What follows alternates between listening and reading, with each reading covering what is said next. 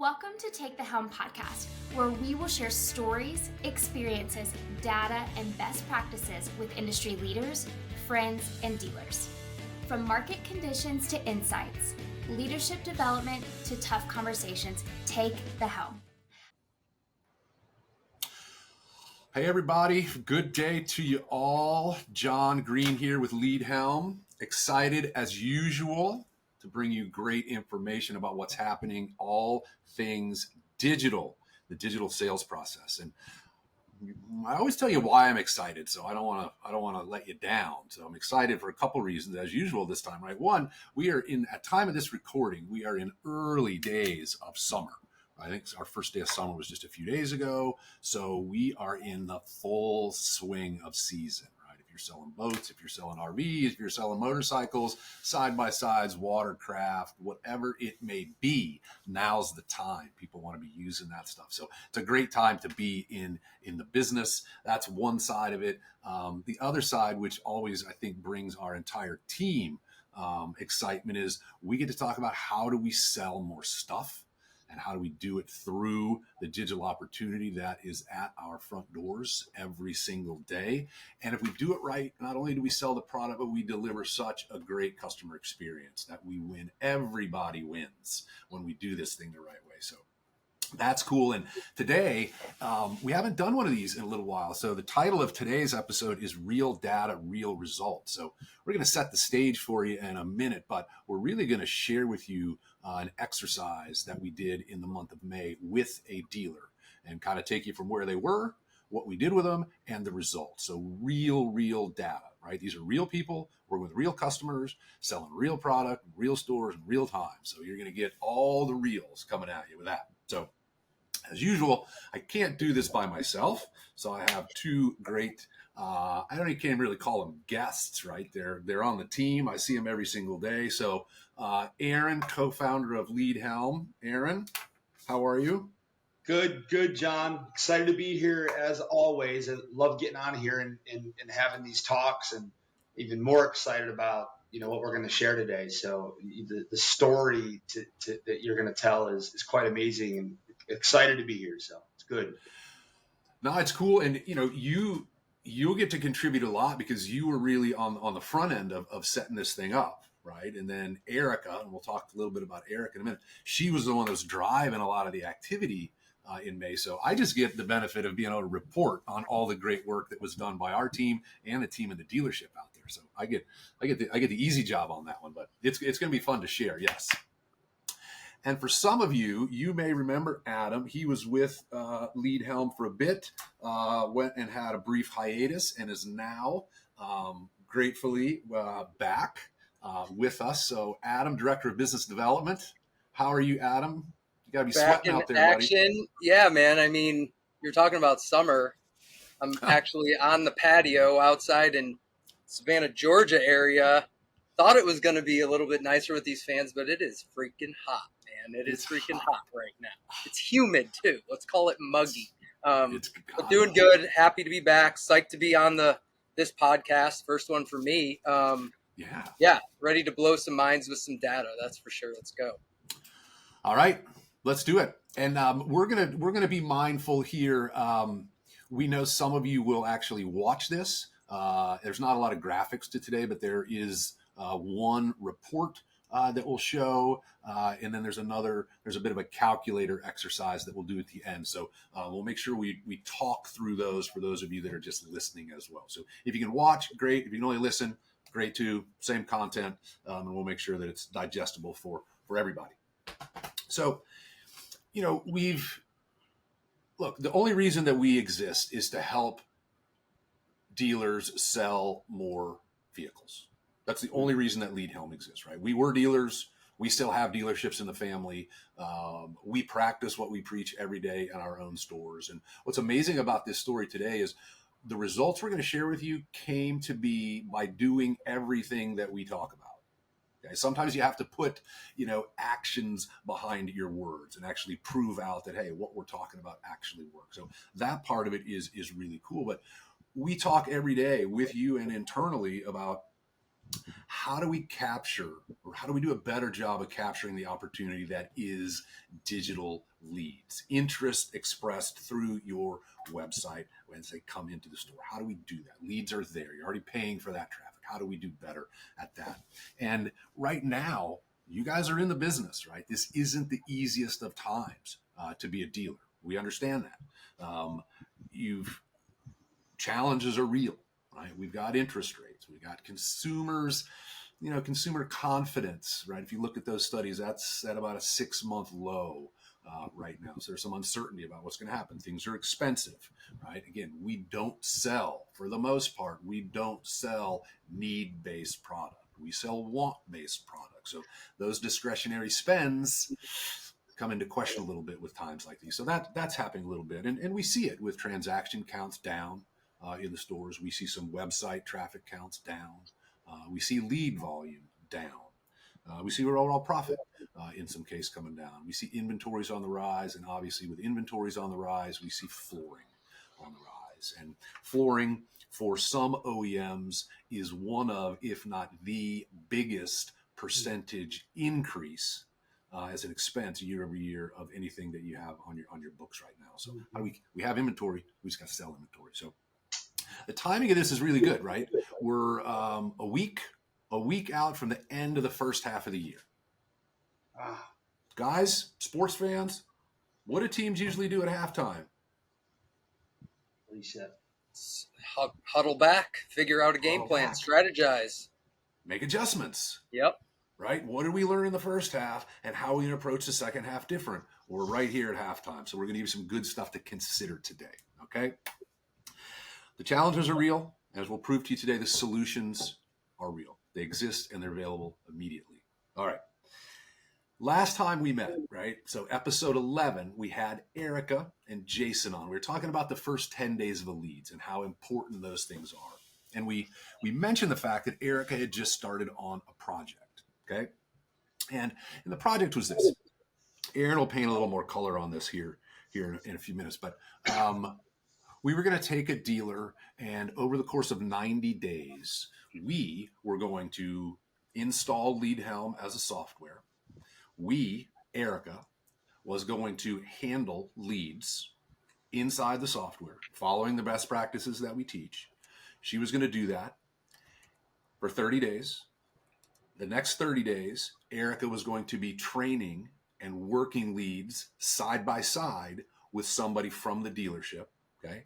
And then for the next 30 days, which will begin in July, the agent in the store, the user, will do that work, okay? And Erica will oversee, okay? So we told you that was beginning. We're going to circle back here in a few minutes and give you what happened in May. Those real results. I don't have a full month of June yet, but we'll share those at some point as well. So that's where we were. Okay. And so guys, when we started this, Aaron, you were at the front end of these conversations with the dealer. And I'm not going to name any dealerships today just because we don't do that stuff, but the dealer, you had conversations. They were in a similar situation to what we see when we talk to dealers, which we do every single day. So why don't you share a few, and then Adam, where are dealers, right? What do we typically see happening in dealerships today as relates to digital or business in general? Aaron, give us a few. Yeah, no, you said it, John.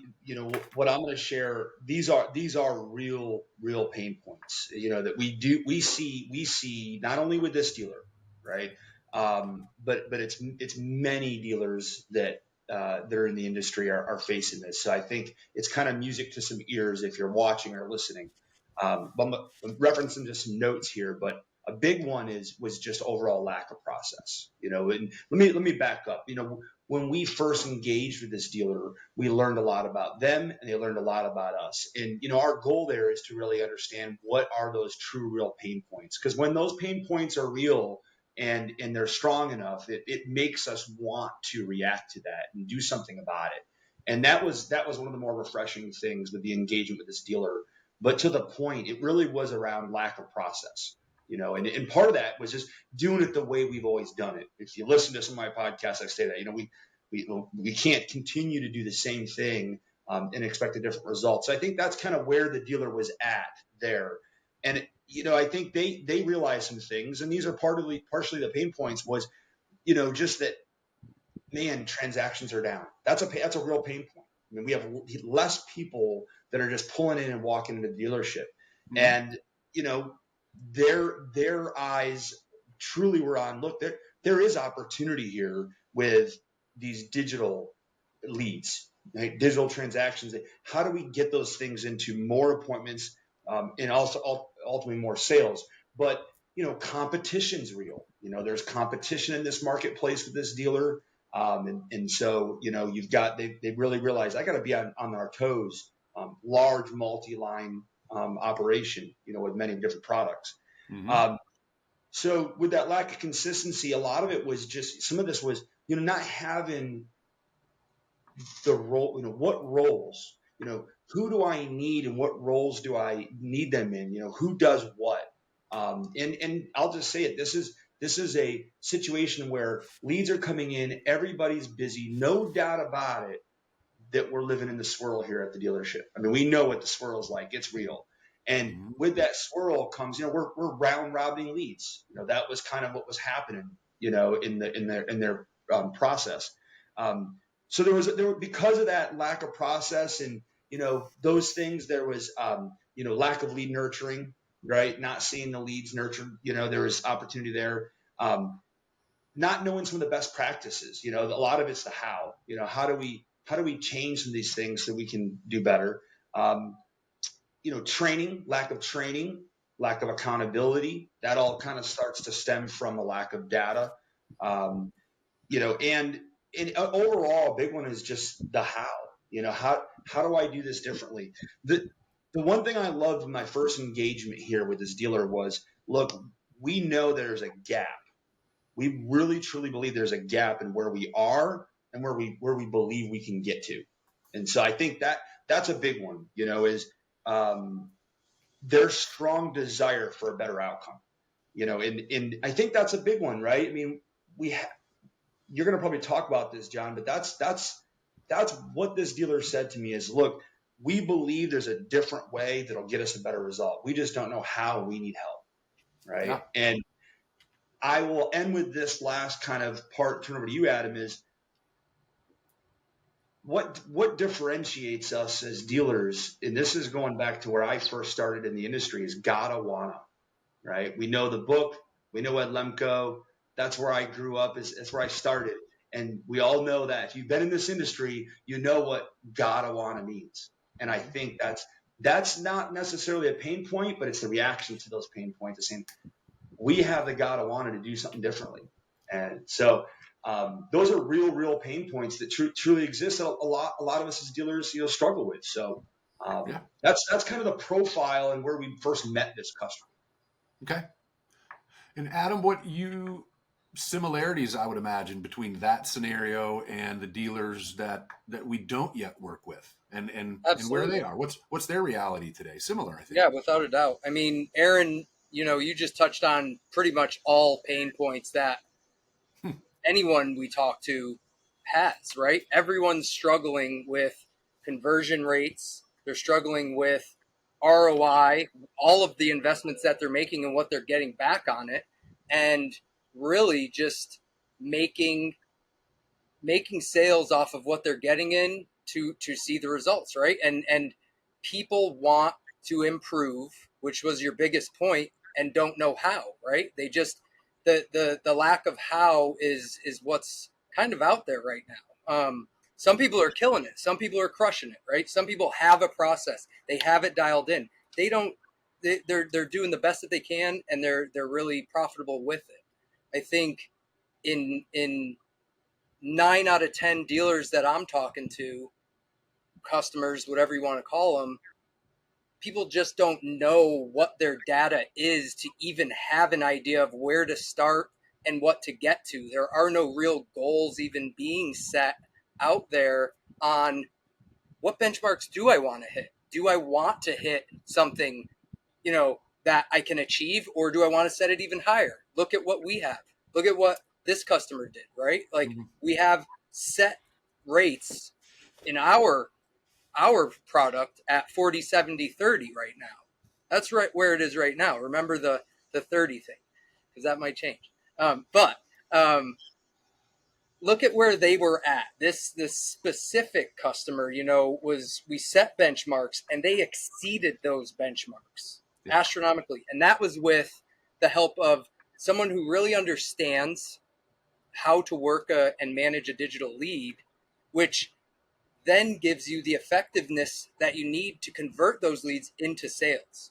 And that goes back to even another pain point on what Aaron was talking about, staffing. Staffing is a thing that's a challenge in all dealerships. And if you don't have the correct leadership coaching your staff on how to properly execute, manage, and deliver quality conversation and follow-up with a lead, a digital lead, whatever you want to call them, then you're never going to see a result that you're expecting, right? Inspect what you expect. It's one of the biggest things. The conversion rates are a big thing though, right? Like this dealer customer, I don't know what you want to call it, but they started at let's just call it an average last year. Aaron, correct me if I'm wrong. They were seeing maybe 4%, somewhere around there. Right. With meeting the benchmarks that they did just in the first month of using our software. This is just in last month, guys. They had no other data before this. We set every benchmark 40, 70, 30. They were at just under 40 with their set 35%, which is still really freaking awesome if you ask me. But their kept rate was 80%, 10% higher than what we even set our benchmark at. What does that tell you, really? That tells you that the consistency in follow-up and the effectiveness in that follow-up drove more appointments to keep, which then converted into a higher conversion rate for them, which if they were at 4%, and they even, if we just kept it at the benchmark and we hit all the benchmarks, we would have been at 8. We're actually at 11.3% for this customer. Yeah. Crazy. It's crazy.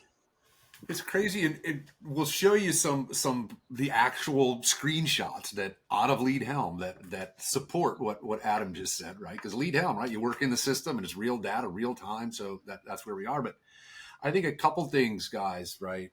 Sometimes we have some confusion around data, right? Yeah. What leads should I count? What not? Because leads are coming from all over. You got OEM leads, some of which go into your CRM, some of which need to go into a special platform. So that's a little bit.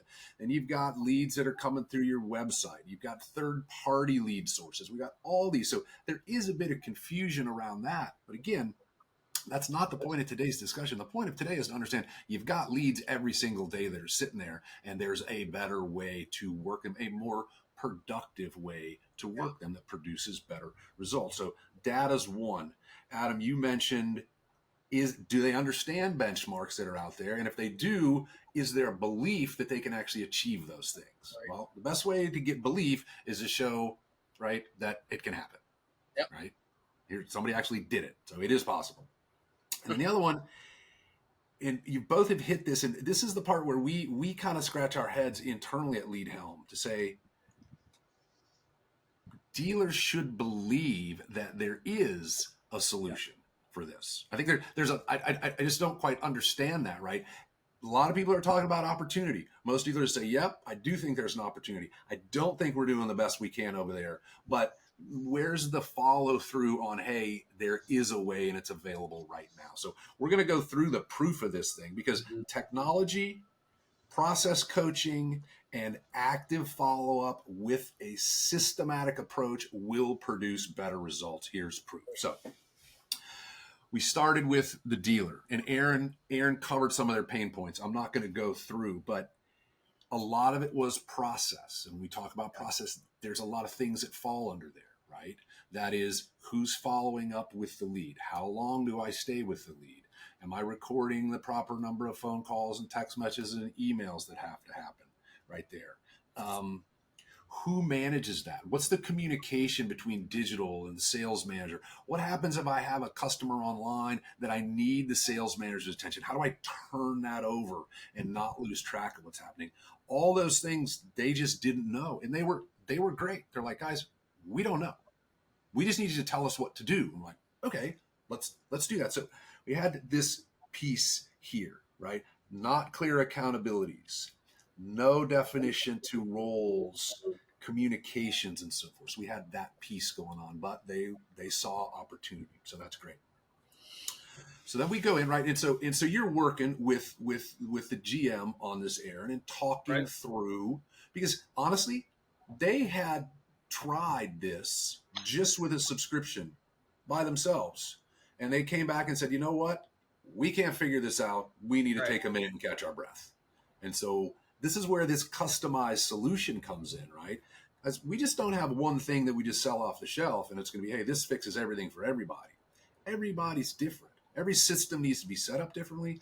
Every dealership needs a different level of coaching and a different level of training for the users. So we crafted this specific for them. And now we're trying to work on how do we take this package to the market and do this for more dealers. So that's where we're going. But Adam, you said it, right? We look at all the initial challenges. And then we said, okay, we need to establish some goals. What are going to be the goals that we're going to go for? One, process improvement. Okay, we need to train not only the user of LeadHelm as a platform, but whoever oversees that person, anybody that's involved in a sales management role, and the general manager all need to be trained on the process. Okay, and that is in the meetings that go with that. Daily pulse checks, save a deal meetings, turnover reconciliation, all this. So we're training, how do you run the front end of a power sports dealership in today's environment? So that came with it. Then we targeted the benchmarks. I don't care how many leads they get. We want to set appointments with 40% of those. We want to see 70% of those that were set show up as a kept appointment. And those that show up, we want to see 30% delivered. Okay, so that was the target. Train with the users, train with the managers, do daily pulse checks, right? And this is Erica working these leads now. So she's actually engaged in this communication thread with their sales management team all day, every day while they're doing this. So we don't lose sight of anything. So they're getting trained on how do we actually be good at this, right? I didn't realize the significance of that for this particular dealer, right? Not just having Erica, who's really good at working these leads. That helps, okay? But the side effect, right? The collateral impact of what we're doing is you've got a team of general manager and sales managers that are lethal right now in this process. And they weren't 60 days ago. And that's really cool to see. That's really cool to see. Yeah. Aaron, what do you get? Any more on that? Well, I don't want to go into all the results just yet, but I know I'm getting close. No, but I think I just celebrated 21 years in this industry, John, just last week. So every June is a little special to me. It's a little notch on the belt. But I with full empathy, Yes.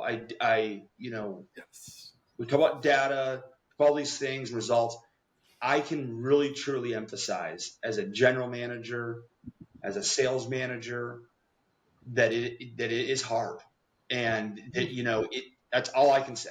It is hard work, and we all know that. And it's, I don't say that lightly, just coming from a perspective of looking into a dealership, So, and why I say that is because it's one of the elements to this relationship with this dealer and getting from where we first started to where we are now is believing in doing something differently. And again, I said it before, when the pain pushes us far enough, we have to do something about it, right? And either the market does that to us, or the economy, or different things.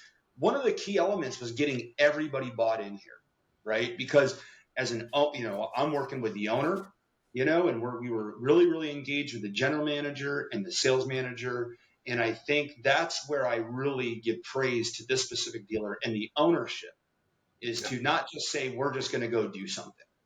I think, John, we must have spent a good amount of 4, 5, 6 hours engaged with this team to really, not talk at them, talk with them to really understand, you know, where and how and what is that, you said goal, what that goal looks like. Getting everybody in the dealership to rally behind that, that's the culture. That's the magic that here at LeadHelm we can help with, but we can't create that inside of a dealership. But when we get to help a dealer like this one with some fundamentals in the how, in just in this program that you're talking about, we didn't just put our arms, around them and talk with them. I mean, we did this work with them and, in the trenches. So a lot of empathy for not only, this dealer and where they are, where they were, very excited for the direction, but empathy for all dealers out there. It's hard to get everybody on that team to rally behind why we need a solution. And because no matter what we do as a dealer, if we subscribe to something or we get a resource, if we don't believe in it, it's not going to do anything for us. And so anyhow, I could ramble on about that, but it's just one of those things where you said it, John, we scratch our heads. We scratch our heads sometimes. We're like, man, but I think the reality is just if you're a dealer and you have some of those similar pain points, and sometimes it's hard to bear. It's like, how do we get there? And you can't always do it on your own. You got to have good resources around you. So, anyways, good. Well, I think it's a good point, Aaron. Right, the store leadership is critical. Right, whether it's on a project like this or our traditional subscription-based clients, right? We can't just give the user this tool and have us train them a little bit and then just think that the world's going to change overnight, right? We need understanding and commitment from buy-in of leadership in that store to continue the training, continue the monthly reviews, continue the engagement, and so forth to drive it forward. And when it happens, it's really so gratifying, right? We're gratified because it's just further proving what we're doing is working. But the real gratification is from the excitement and the results that you see in the communication from the staff at that store coming back to us about how things are different now, right? That's like, okay, it feels good, right? We changed their business for the positive, and we couldn't do it without them. And so they get huge props in this thing as well. It's hard work, right? You're right. Your empathy piece is right. We've worked in those stores and sat in those chairs in those roles, so I understand what's happening right now. But all right, let's go back and let's share now some of these results, right? Adam, you ran through them. I got Chrissy kind of in the background there. She's going to pull up. This is an actual screenshot from the dealers. We've redacted that. This is their actual data. And so those of you that are listening and not watching, I'll kind of explain what this is. So this is a reporting page from inside of LeadHelm, daily radar report, KPIs and metrics, I'm sorry. So we've got KPIs, activity reporting, and leads claimed response time, or some of the data that's showing on here. And this is a period of just the month of May. Okay. Multi-line power sports store. They had 158 new leads. Okay. That lead count is down from where they were in May of last year, and June is trending down as well. So the ability to extract more from less is paramount right now in this economic environment, business climate that we're in right now. So 158 leads. Of those, appointments were set for 56 of those leads. That's a 35% set rate. Okay. We've said this over and over. That 40% benchmark on set is the toughest of the benchmarks to hit. So we got 35 in the first month. Okay. So we set 56 appointments. Of those, 45 of the 56 showed up, 80%. Okay. That's quality appointment. Okay. That's building value in the appointment. That's giving that online customer a reason to want to come in, meet the team, come see this thing in person, bring your trade. All those kinds of things are happening in this relationship building as we're going on. Then the dealership really kills it, right? Coming in, we sell 18 out of those 45. right? We sold 40% of who walked in the door. It's 11% conversion rate, 11.3. It's awesome. Right? Here's a couple points on this. Amazing, right? At 4%, which was their historic, that would have been 6 vehicles. We sold 18. Okay. That's a 12 unit delta in 1 month. Massive. Multiply that by 12, multiply that by front end and back end gross profit, and you'll start to see the economic impact of what's happening right here. For them, on the plus side, for those of you that didn't do that, that's just that much money that you didn't capture. Okay. So those are the results, the activities that drive that. Okay. Now, this is between Erica, some of the internal staff, and we have some support internally for Erica, right, on different hours of the day and so forth. But predominantly, this is Erica doing this stuff. 1,000 outbound activities. 1,000 outbound activities. I want you guys to just dwell on that for a minute. Okay. Outbound calls, 191. Outbound text messages, 809. Okay. And then we get inbound activities over there, calls, inbound texts, lots and lots and lots of communication. That's what drives engagement, and that's what drives sets and keps right there. Okay. Next line down, we're looking at response time. Okay. 8 hours, 10 seconds, 8 minutes, 10 seconds. Sorry. And all but one of those was under 30 minutes. Okay, so we had one outlier. I'm not quite sure why that is, but speed to lead, nurture the lead, stay with the lead, all that stuff. So this is the other thing to be mindful of. They did all this without having to increase ad spend to drive more leads, right? We didn't come in and say, oh, guys, spend a bunch of money, drive more leads in so we have a bigger pot to work with. There was no change on this. This is taking existing lead activity that's there. For everybody that's listening or watching this today, this is a scenario that's available to you. All I'm doing right here is proving out that this shit actually works, right? Real data, real results. This is actually working.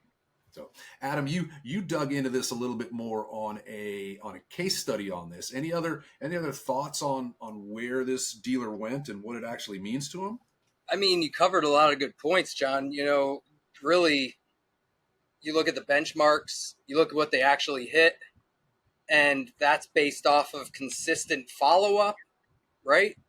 A speed to lead conversion, because I feel like not only with effective communication and someone having the right verbiage or psychology on how to direct the lead in the door, you have to hit that lead super fast as well. And that is also part of the equation that is working and managing digital leads, right? Because think about it that way. If 158 leads came in and you just left them to be, they're talking to your neighbor down the road, they're talking to the guy in the next state, and those guys are taking advantage of those leads now that you could have. So these leads are capitalized on big time. Now, look at it from just even a GP, right? If we're going to just throw an average, and let's just call it on the carpet. There's a carpet I'm standing on too, just FYI. So we can call it on the carpet and just say GP's $5,000, right? Per unit. Awesome. We know that the average around in power sports, motorsports is about $5,000, roughly, give or take. If they just sat with our benchmarks of 40, 70, 30 with the 8%, that would have converted into $65,000 right there. Just added off the 158 leads worked at 40, 70, 30. They actually hit the 35, 80. What was the last one? I can't remember, but whatever it was, at 11.3% conversion. If you look at that number, here's what John just said earlier. The real shit is 11.3% conversion, which equates to $90,000. So that's a $35,000 increase from our benchmark to what they actually made. Actual.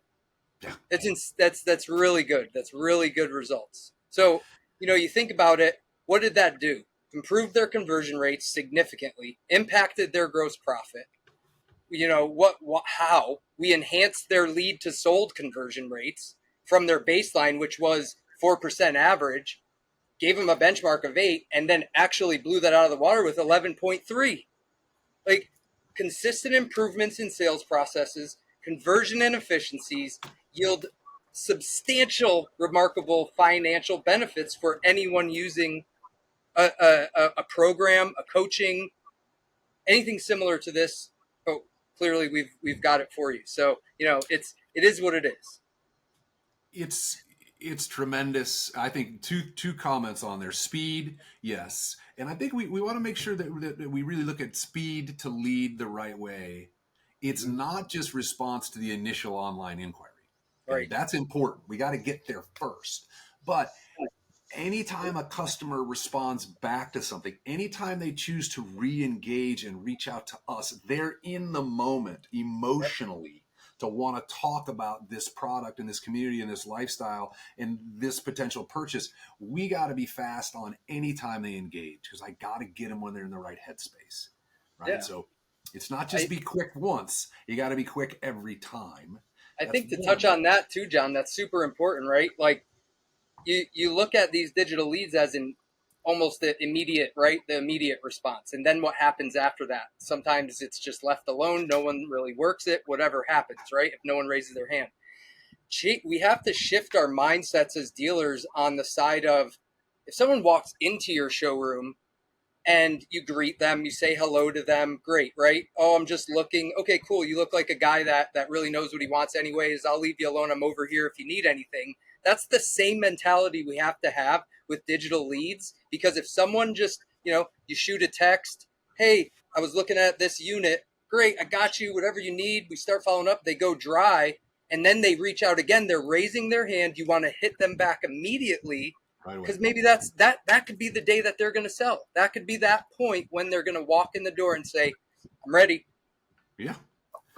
It's when the other point was those, we'll just go back to the, regardless of the gross profit dollars, and shame on me for even saying that, because that's real money, but it created, right? That's all footfall. Now they've got to buy parts and accessories and clothing and service for those 18 vehicles that were sold. Okay, so now I'm impacting future transactional count in there. Okay, so now they're coming in for parts and service, and at some point I'm going to convert them to another vehicle, and the thing just continues to perpetuate itself. But you got to, John, I want to jump in really quick and then let's do that, and then I want to pull up that calculator, because everybody out there's like, I wonder how much money I could get, and I'm going to show you a quick little tool, and you can quantify their own opportunity here in a minute. I think there's a couple things that just shine through that maybe aren't as obvious, but if you're a dealer and you're watching or listening to this, what I'm about to say is really, really important and true. Is how many dealers listening right now wish they had those additional 45 transactions? And to just take the 18 and the 45 and look at the gap, those still were customers. They're not, just a transaction. Yeah. These are real people that were treated a certain way, better than somewhere else, that said, I'm going to go down and visit this dealership.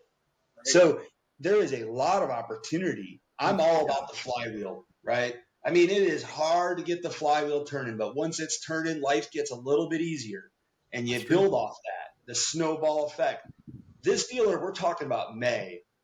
We're excited to share June, but I'm telling you guys, they're cranking in June, not only because of a consistent foundational process that they're going to continue to follow, but look at the momentum from last month.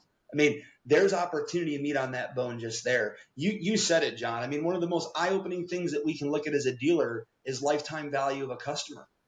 I mean, so even just looking at per unit sold and increase in revenue, and I mean, this dealer, and I'll end here, made their customer experience that much better. Because I'm going to tell you, if they were doing the old process, they weren't doing the things they're doing. Look, those 18 motorcycles, boats, watercraft, 18 units are somewhere in somebody's home, and they're loving it. They changed their life, right? guess what? They could have gone somewhere else out of that 18, right? Because those 18 were going to get sold by somebody. So it's such a massive impact. I'll let you, John, kind of show that, but it is. You said it earlier. It is a win-win-win. Because when you look at, sometimes for me, I look at data so much. I look at data and I say transactions, this and that. We can't forget that these are like real people that have a dream to own a product that you sell. Yeah. You as a dealer earn. You should be earning those customers because you work hard, right? Yeah. These are real opportunities. So I get passionate about that because, I mean, we're talking about a 4% conversion rate to 11% conversion rate. And this is like a 30 days for this dealer. Flip the script. They're 30 days into the future. And that's it. That proves the possibilities are out there. It truly does. I'm with you. All right. For those of you that are interested in figuring this out for yourself, Chrissy, again, is going to do miraculous things. And now we see, again, those of you that are listening can't see this, but what's on the screen right now is essentially it is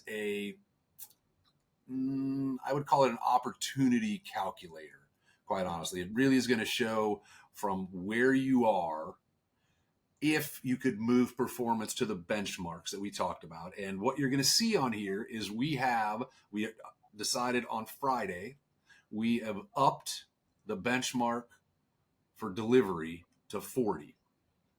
Okay, so we're 40% set, 70 kept, 40 delivered. So you're going to see a comparison between where you are today and where you would be at benchmark. So Chrissy, let's roll through this thing. She's going to work this just mysteriously in the background. So how many leads did we receive last month? Do you want to do it easy just so we get percentages easy? We can keep 100. That's easy. All right, so 100 leads. Those of you, okay, we'll give you access to this in a minute, but you're going to go through and enter this just like we are right now, and it'll show you here in a minute what it's going to do.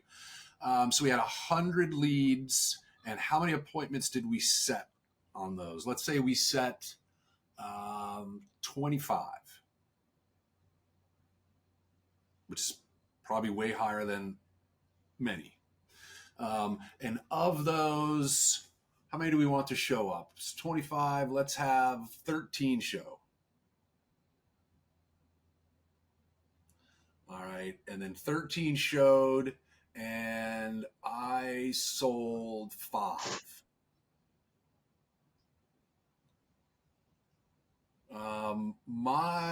So gross profit, what I want you guys to do here when you go through this exercise, take your average front end and back end, right? So the unit and F&I, and let's use 4,000 on this one, right? Margins are down a little bit, competition stuff. And now it's going to say, okay, if you were to be at benchmark versus what information you put in, you'd have 15 more sets for a month.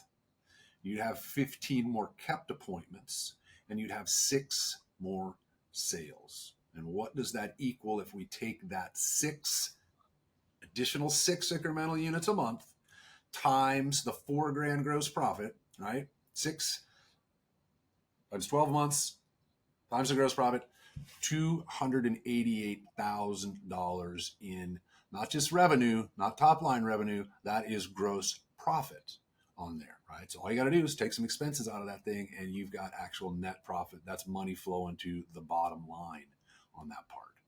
So look, some of you have seen this exercise before. Chrissy put together a new template, so this new format is much cooler, sleeker, and easier to use. But again, I don't joke about this. I say, look, let's quantify pain for the dealers out there, but this isn't pain. It's only pain if you don't get it. It's opportunity if you choose to go grab it. You went from a 5% conversion to 11, 25 to 40, 13 to 28, 5 to 11, right? Plus 6 per month times 12. That's 72 additional vehicles. And again, we're not spending any more money to drive more traffic. I'm not telling you got to boost your digital advertising spend and drive all this massive amounts of website traffic to convert to leads. I'm saying this was done without changing lead count. It was changing process, and it's using coaching, it's using training for what is already sitting there in your digital doorway today. Oh, makes me want to be a dealer again. Make a quick comment real quick. Yeah.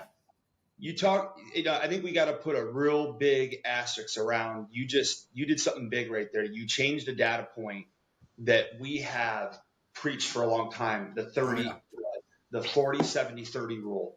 Okay. And if you're first time listening, let me tell you, if you've heard us before, you know what it is. It is, no matter how many leads you're getting, 40% of those should equal a set. Out of those, 70% should show up, and out of that, 30% should convert. A lot of things have to happen, right, in that process and so forth to hit that. Over 1.5 million leads. We're probably at 2 million leads we've tracked data in this industry. So, I mean, we really have kept a close eye on trends and so forth. Why did we raise it from 30 to 40% of the customers that do show up will buy? Because the data is telling us that. And that means that there are less leads, dealers. There are less leads coming in, and there's reasons why, and we don't have time for that right this moment.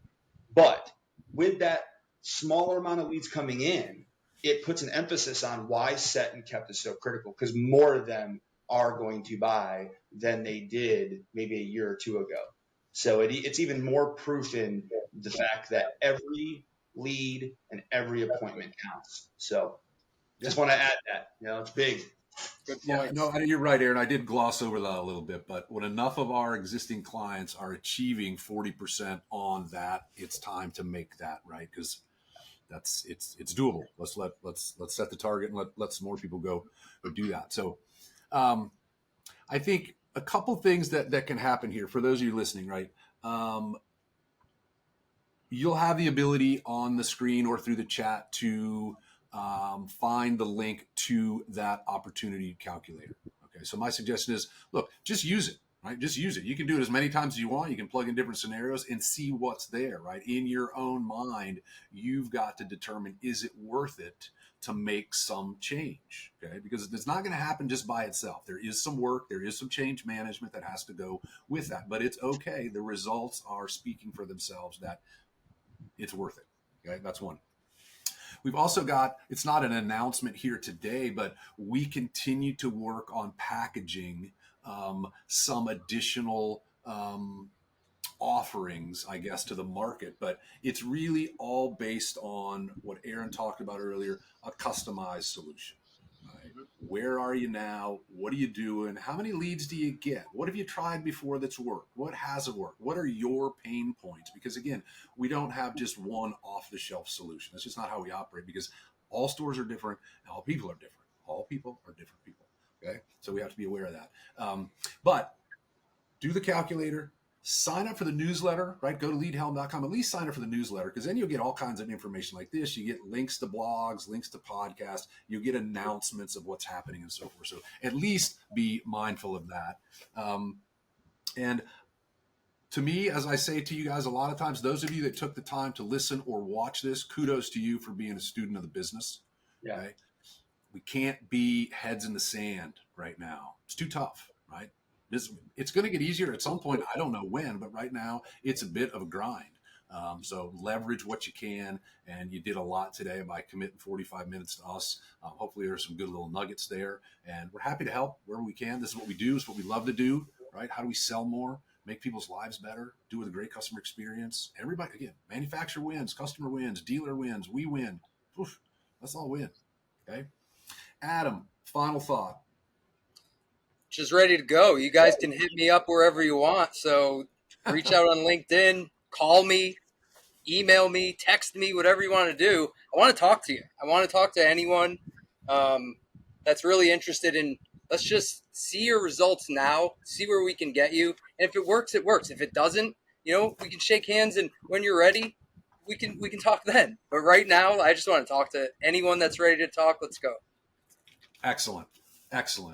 Aaron Barney, parting wisdom.